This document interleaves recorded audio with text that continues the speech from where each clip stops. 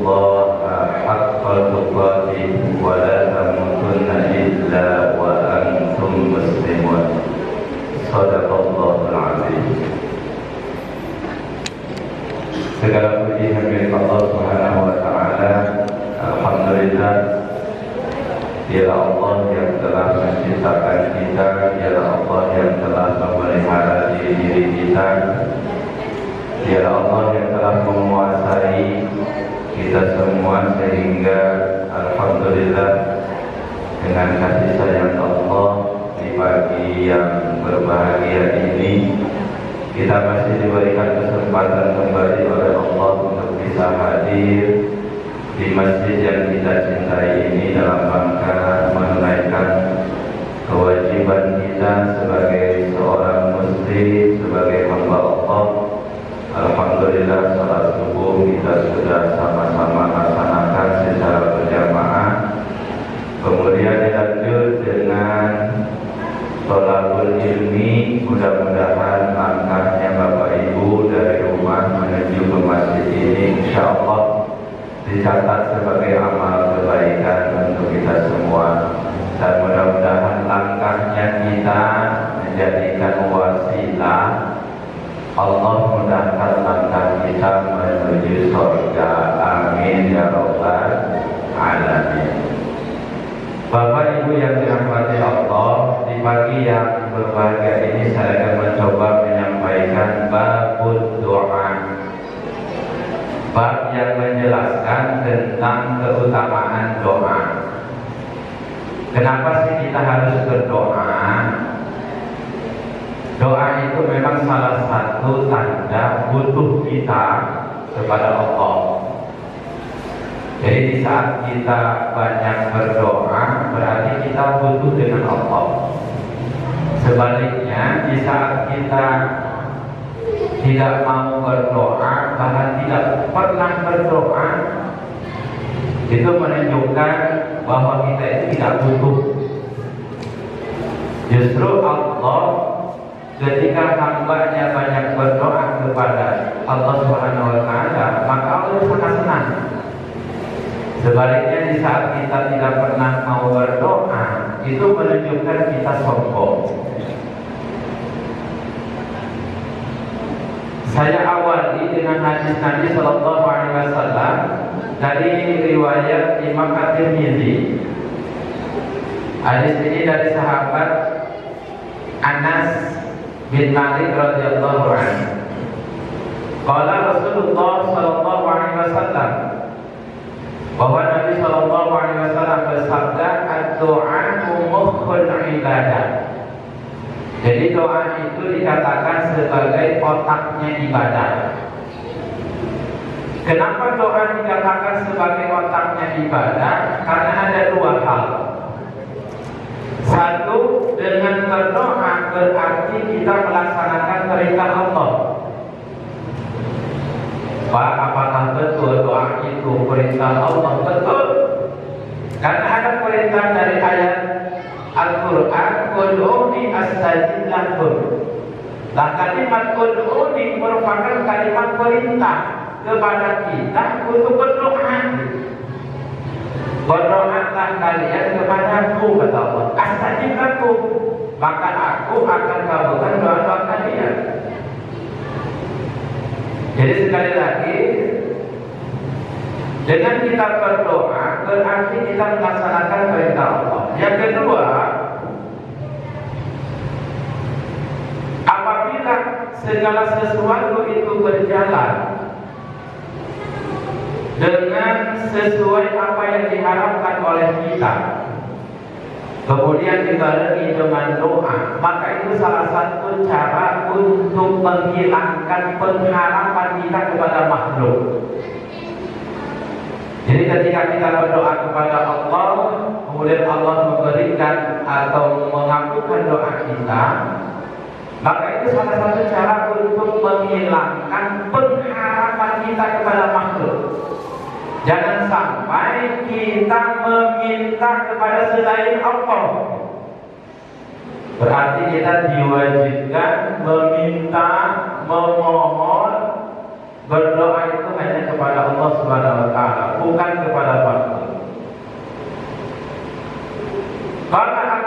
Al-Faqih rahimahullahu ta'ala. Berkata Al-Faqih di sini pengarang kitab Tadbirul Filim Syekh Abu Lais Al-Samarqandi rahimahullahu ta'ala. Hadis ini dari sahabat Abu Hurairah, an Abi Hurairah radhiyallahu anhu. Dari sahabat Abu Hurairah radhiyallahu anhu qala, berkata itu Abu Hurairah radhiyallahu anhu, man ruziqa khamsan lam yuhram khamsan. Man barang siapa ruziqa yang diberikan rezeki khamsan dengan 5, lam yuhram khamsan, lam yuhram maka tidak dihalangi khamsan dengan 5. Jadi ketika orang diberikan rezeki oleh Allah dengan 5 perkara, maka tidak akan bisa dihalangi dengan 5 perkara. Yang pertama, man barang siapa rezeki yang diberikan rezeki oleh Allah asyukra, untuk senantiasa bersyukur, lam yuhram az-ziyadah, tidak akan bisa menghalangi kecuali rezeki itu akan ditambah terus oleh Allah. Jadi ternyata kunci ditambahnya nikmat itu dengan cara syukur, Bapak Ibu. Makanya rajin-rajinlah kita mensyukuri nikmat Allah, apakah itu nikmat yang sifatnya sedikit ataupun banyak, ya. Maka harus kita bersyukur kepada Allah SWT. Terus Pak, apakah boleh menceritakan nikmat? Boleh. Maka surah Ad-Duha itu akhir dari ayat surah Ad-Duha kenapa? Fa'amma ni'mati rabbika fahadits. Jadi memang kita harus menceritakan nikmat tersebut. Atau biasanya kita mengundang tetangga, mengundang jemaah ke rumah untuk doa, kan? Bapak Ibu tolong doakan anak saya, alhamdulillah sudah lulus kuliah, tanda syukur kepada Allah. Itu boleh ceritakan, silakan. Dalam hadis riwayat Imam Al-Baihaqi kata Nabi, at-tahaddusu bi ni'matillahi syukur. Jadi menceritakan nikmat Allah di sini merupakan syukur.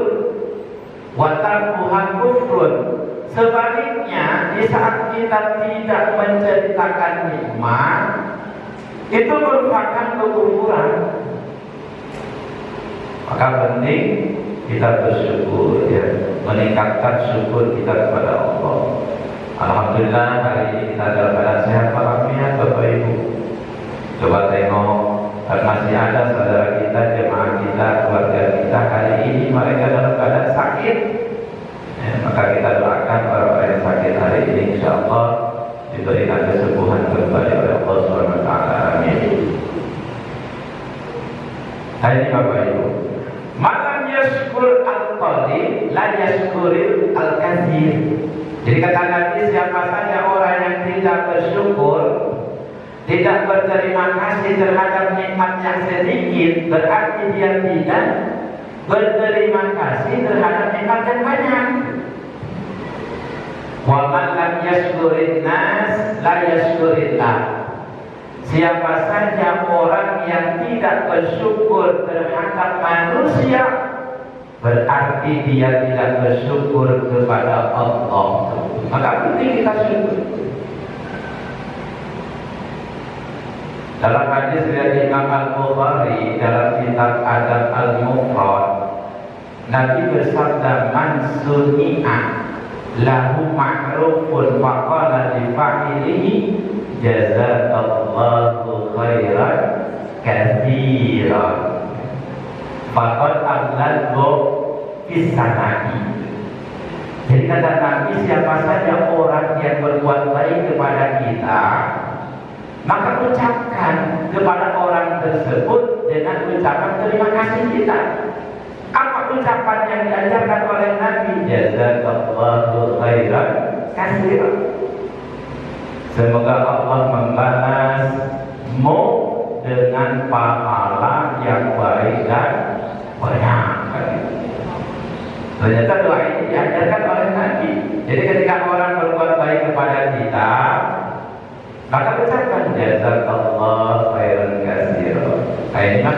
biasa kita ucapkannya, baik lewat PA gitu ya, yang sering kita tulis, sering kita share, jazakallah ya Bu, jazakallah ya Pak, atau terima kasih ya Pak, atau nuhun ya Bu, thank you ya Pak. Jadi memang ini doa diajarkan oleh Nabi. Ini kan sudah hafal ya, jazakallahu khairan katsiran. Ada doa lagi yang diajarkan oleh Nabi Sallallahu Alaihi Wasallam. Ketika Nabi akan mengembalikan pinjaman uang kepada sahabat Abdullah bin Abi Rabi'ah. Jadi saat itu Nabi pernah meminjam uang. Kemudian di saat mau mengembalikan pinjaman tersebut kepada sahabat Abdullah bin Abi Rabi'ah, Nabi itu membaca doa, mendoakan sahabat Abdullah. Dengan doanya itu bagaimana? Barakallahu laka fi ahlika wa malika. Ini doa yang diajarkan pula oleh Nabi kepada kita. Barakallahu laka fi ahlika wa malika. Coba bareng. Barakallahu laka fi ahlika wa malika. Semoga Allah memberkahimu dan semoga Allah memberkahimu pada keluargamu dan hartamu. Nah, ini dua doa yang diajarkan oleh Nabi. Di saat ketika ada orang berbuat baik kepada kita, maka baca doa tersebut. Apakah dengan jazakallahu khairan katsiran, apakah dengan doa barakallahu laka fi ahlika wa malika. Dan Nabi itu tidak pandang bulu Bapak Ibu. Kepada siapapun orang yang berbuat baik kepada beliau, Nabi selalu membalas dengan doa yang baik. Bahkan kepada sahabat itu Abbas. Jadi saat itu sahabat itu Abbas usianya masih remaja, kurang lebih 9 sampai 10 tahunan. Dan sahabat itu Abbas mengambilkan air wudhu untuk Nabi. Jadi sahabat itu Abbas mengambilkan air wudhu untuk Nabi Sallallahu Alaihi Wasallam. Dan saat itu Nabi pun memberikan doa kepada sahabat itu Abbas. Apa doa yang dibacakan oleh Nabi? Kata Nabi, Allahumma faqihhu fiddin. Allahumma faqihhu fiddin. Ya Allah, pahamkanlah itu Abbas dalam agama. Nah, makanya doa ini silakan dibaca oleh bapak ibu ke putra putrinya. Di saat dia sedang tidur atau sedang tidak tidur, pegang embun-embun kepalanya, baca Allahumma faqihhu fiddin. Allahumma faqihhu fiddin. Maka dengan sebab doa ini Bapak Ibu yang Nabi bacakan kepada sahabat itu Abbas, sahabat itu Abbas menjadi salah satu sahabat yang banyak menghafal hadis-hadis Nabi Sallallahu Alaihi Wasallam dan banyak meriwayatkan hadis Nabi. Ini dengan sebab doa Nabi kepada sahabat itu Abbas radhiyallahu anhu. Maka silakan ketika Bapak Ibu punya putra atau yang laki-laki, baca, pegang ubun-ubunannya kepadanya, Allahumma faqihhu fiddin. Kalau misalkan anaknya perempuan, silakan ganti domirnya, Allahumma faqihha fiddin. Allahumma faqihha fiddin. Atau misalkan setiap habis sholat wajib, ibu berdoa dengan doa tersebut, gak apa-apa, silakan.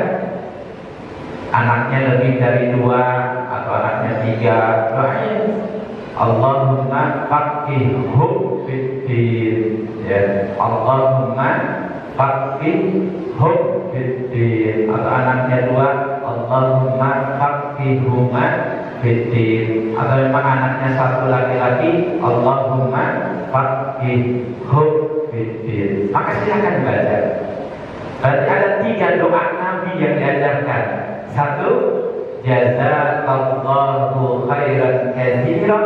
Yang kedua, barakallahu laka fi ahlika wa malika. Yang ketiga, Allahumma faqihhu fiddin. Apa? Insyaallah. Gampang ini, doanya pendek-pendek. Silakan nanti diamalkan. Ya, jangan. Bapak Ibu yang dirahmati Allah, nah ini pentingnya kita selalu bersyukur atas nikmat Allah. Apakah kita berterima kasih kepada Allah ataupun berterima kasih kepada manusia? Tapi terkadang ketika kita berterima kasih kepada manusia, maka hati-hati juga. Maksudnya jangan sampai, apalagi ini selalu diucapkan di umum. Misalkan, alhamdulillah kita dapat sumbangan infak sedekah dari Bapak bulan, sehingga si Bapak yang infaknya itu jadi hidupnya itu pekah nanti. Wah, tadi bisa menimbulkan apa juga, merusak amalnya. Maka hati-hati juga ketika memuji orang itu ya. Gak apa-apa silakan memuji. Maka tadi lanjutan dari hadis Nabi, mansuni allahu ma'rufun jazakallahu khairan katsiran faqala li fa'ilihi jazakallahu khairan katsiran faqad amlahu fis sanai. Jadi sungguh dia telah maksimal memberikan pujian kepada orang tersebut. Gak apa-apa silakan berterima kasih, gak apa-apa. Tapi ya hati-hati juga ketika kita beramal, memang harus dijaga keikhlasan kita ya. Jangan sampai dengan adanya pujian orang lain ke kita sehingga kita menimbulkan jadi apa? Jadi adilu, jadi gitu. Jangan sampai seperti itu.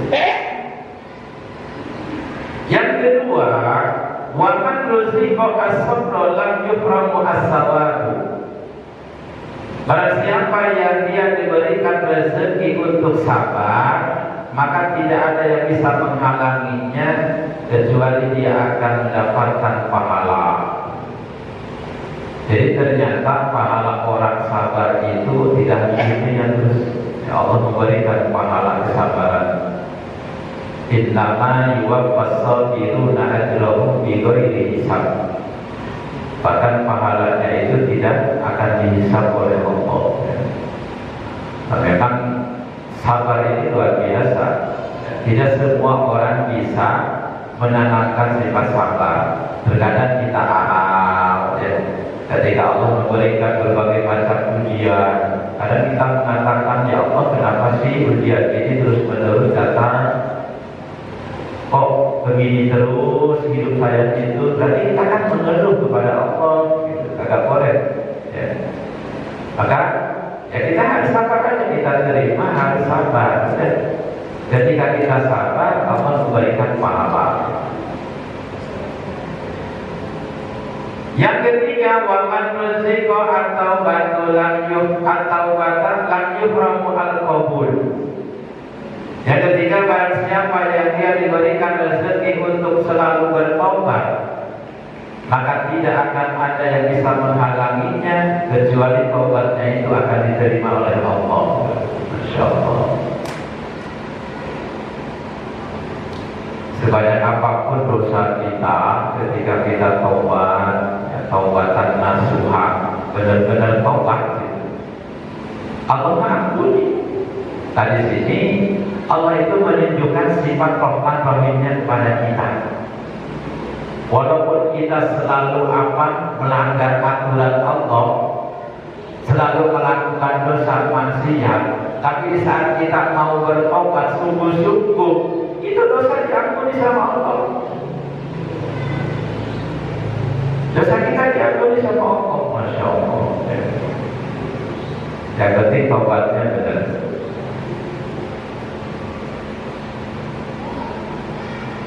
Yang keempat, wa man ruziqa al-istighfaru lam yuhram al-maghfirah. Barang siapa yang diberikan rezeki oleh Allah untuk selalu beristighfar, maka tidak ada yang bisa menghalanginya kecuali dosa-dosanya diampuni oleh Allah. Ya. Maka banyak-banyak istighfar. Istighfar kita 100 kali setiap hari itu agak cukup sebenarnya untuk menghapuskan dosa-dosa kita. Bahkan setiap selesai sholat kita istighfar 3 kali, 3 kalimat, gitu ya. Harusnya istighfar kita itu ribuan, karena menyesuaikan dengan dosa yang kita lakukan setiap hari. Maka perbanyak istighfar. Nabi Shallallahu Alaihi Wasallam dalam riwayat 70 kali beristighfar kepada Allah. Dalam riwayat lain 100 kali setiap kali Nabi beristighfar kepada Allah. Padahal Nabi itu kan orangnya maksum, dijamin oleh Allah masuk surga, tapi Nabi tetap selalu beristighfar. Ini menunjukkan bahwa Nabi itu mengajarkan kita, apalagi kita yang dikatakannya lapendos, laki-laki penuh dosa, wapendos, wanita penuh dosa. Harusnya sifat kita itu banyak. Masya Allah. Dosa mata, dosa mulut, dosa lisan. Karena kita masih senang gibah, masih senang ngomongin orang.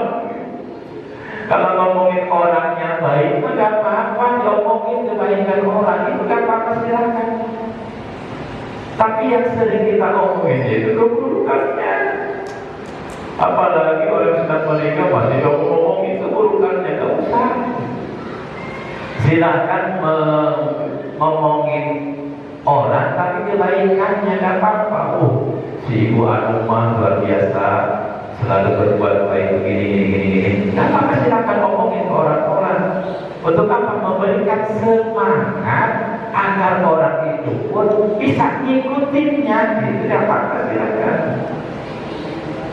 Masya Allah. Yang kelima, wa man ruziqa ad-du'a lam yuhramu al-ijabah. Barang siapa yang diberikan rezeki oleh Allah untuk selalu dia berdoa, maka tidak akan ada yang bisa menghalanginya kecuali doanya akan dikabulkan. Masya Allah. Maka Allah itu tergantung prasangka hambanya.